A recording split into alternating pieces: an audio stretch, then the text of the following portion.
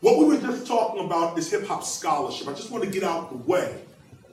What is a hip-hop scholar? How do you think as a hip-hop scholar? First, you don't think like a colonizer. You don't think like someone who's invading cultures and then studying them objectively. Any culture you enter, you try to become the culture. You're hip-hop all the time. To be a hip-hop scholar, you have the courage to be hip-hop all the time. This is what you rep. It's like a doctor who finished medical school, but because the society doesn't like medicine, then he says, well, I'm not a doctor today. I'll be whatever you need me to be. But you are a doctor all the time. You study medicine. You love medicine. You heal people. This is what you do. But just imagine the society says, well, medicine is not it. It's only going to last 3 more years. And you a medical doctor, so somebody's sick on the side, and you just say, well, right now I'm lifting boxes for Mr. Charlie. Man get hit over the head with a box. You a doctor. I just can't. People don't like doctors around here, so just go ahead and bleed to death. I'm going ahead of Mr. Charlie. And you bleed. That's what we're doing as hip-hop scholars, if there are any. This is what we're doing. We see the injustice in society, but because we're working for Mr. Charlie, we don't talk like hip-hoppers in the university, at the job, on the radio, in front of the television, whatever it is. We're not talking like that. We're hip-hop only when KRS comes, or when Wu-Tang is giving that concert, or when so-and-so, whether. You can't call yourself a scholar then, because you're not. You're a learner. You're someone who likes hip hop, but to be a scholar, an expert of it, you're that all the time. All the time. I had a ball coming here on the ship because I'm 6'6" in height, and the little white people on the ship, old people, they was like, "You're so tall, are you a basketball player?" I love it. I said, no, I'm with the FBI.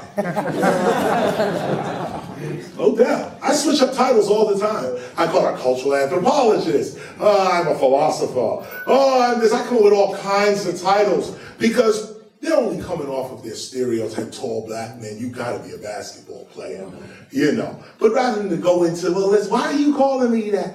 Just, I'm comfortable with who I am. So, you must be a basketball. Yes, I am, and I'll dunk on you right now. Come on. Sometimes I'll be elbowing him in the audience. Come on, let's go. Post up. Post up.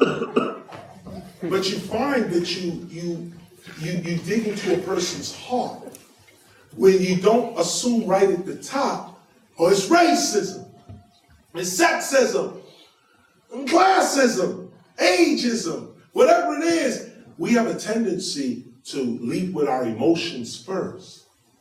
And scholarship is very emotional, but you've learned how to control your emotions. Not emotionalist, because you'll be a dead person if you have no emotions. You have no soul if you have no emotions. No feeling for something, no empathy for anything. You have no soul. But that same empathy, that same connection with another person can get you in trouble. Compassionate for the wrong people, trusting of the wrong people, because your soul is full of love and compassion for all humanity. Everyone else is not. Hip-hop scholarship has to be quick and sees through quickly what's real and what's fake. Quick. Let's go deep now into this. Hip-hop. Now that you are a scholar on hip-hop, meaning you are hip-hop, you're not studying it objectively, you're not looking at hip-hop and studying it. You are the culture itself. I am just one part of the culture speaking to the other part of the culture. If anybody was looking at us right now that didn't know this was hip-hop, they could not tell you from me. We're all here together. This is one culture speaking to itself. Sort of like a planning meeting. I am not the exalted KRS-One because I'm not above you at all. We talked about this a little earlier, I'll reiterate it right here. If you think for 1 minute that I am somehow better or more than you in hip hop, you flunked the test right there. You're not getting one of these. If you think for 1 minute, what you must now begin to think is, KRS is just the hip hopper that came before me. That's it. That's it. Not KRS and I'm who I am trying to be. I'm who I am trying to get to where KRS is. You're going to destroy KRS. Because I am hoping and relying on someone younger than me to do what I did better. Better. Show me something I've never seen before. Don't show me me. I don't want to see me. I got enough of me. I want to see you. I want to see hip hop in other forms. And this is what we always wanted to see. Hip hop. Imagine if, when I put out the South Bronx, if I waited and said, well, this doesn't sound like what Grandmaster Flash and Melly Mel did, so I'm just going to take my career and fling it in the toilet. No. I came out, I shouted the ancestors. Way back in the days when hip hop began with Coke LaRock, Cool Herc, and then bam. B-boys ran to the latest jam. When it got shot up, they went home and said, damn. This is the history. I shouted the ancestors first. On the other side of town was a kid named Flash.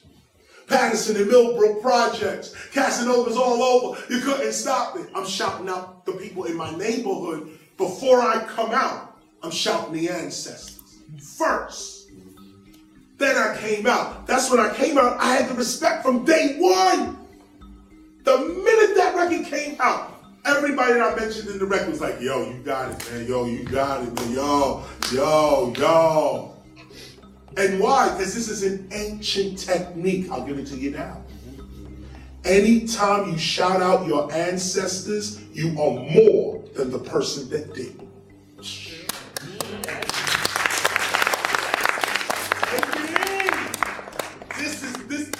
Anytime you start, find an ancestor. Just say their name one time. Malcolm X, now let's get it popping.